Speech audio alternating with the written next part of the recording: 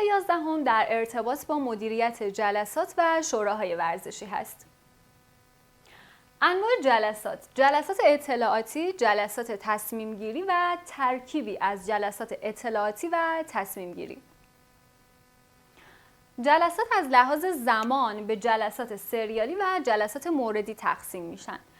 اما اصول برگزاری جلسات: تعیین هدف، تهیه و تنظیم دستور جلسه، تعیین زمان جلسه و همچنین تعیین مکان جلسه، اطلاع قبلی، تدارکات جلسه، اداره و رهبری جلسه و تنظیم صورت جلسه و تهیه گزارشات مورد بحث. معیارهای دعوت از شرکت کنندگان در جلسات: دارا بودن دانش راجع به موضوع مسئله، همچنین دارا بودن تعهد نسبت به حل مسئله، اشراف به موضوع و داشتن اختیار لازم برای مشارکت و تصمیم گیری، دارا بودن وقت کافی برای شرکت در جلسه، داشتن تجربه، نظرات و ایده های مختلف و استقلال در اظهار نظر.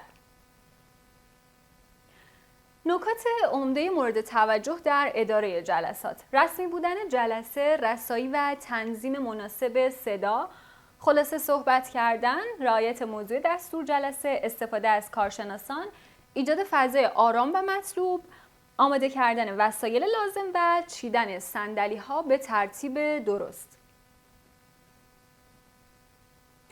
رعایت زمان شروع و پایان جلسه، تصمیم گیری صحیح، تحمل شنیدن حرف مخالف، بیان نکردن سخنان قالبی و از قبل تعیین شده، در حد مجاز صحبت کردن، عدم رأیگیری غیابی و اداره کلی جلسات بر اساس آیین‌نامه‌ها. بپردازیم به نکات مهم فصل. در هر سازمان ورزشی ریاست جلسه با رئیس خواهد بود و در صورت غیاب اون ریاست جلسه به عهده نایب رئیس میفته. نکات مهم در برگزاری یک جلسه مناسب شامل تغییر آیین‌نامه‌ها، تساوی در رأی‌گیری، ارائه پیشنهادها، تذکر آیین‌نامه‌ای، نحوه تدوین صورت جلسه و همچنین نحوه نگارش صورت جلسه هست.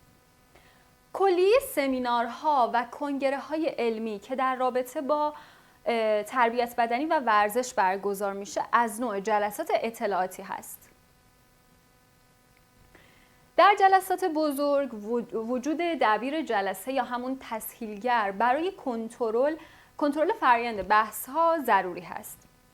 منشی جلسه فردی که فقط محتوای جلسه رو ثبت میکنه و در واقع حق اظهار هیچ گونه ایده‌ای رو نداره، همچنین حق نقد کردن ایده ها رو هم نداره، فقط محتوای جلسه رو ثبت میکنه و در نهایت در آخر جلسه اون رو قرائت میکنه. برای رأی‌گیری جلسات باید به حد نصاب تعیین شده در آیین‌نامه برسن. رأی‌گیری میتونه به صورت کتبی یا شفاهی باشه که رأی‌گیری کتبی از اعتبار بیشتری برخوردار هست. همه اعضا یک بار حق دادن رأی رو دارن.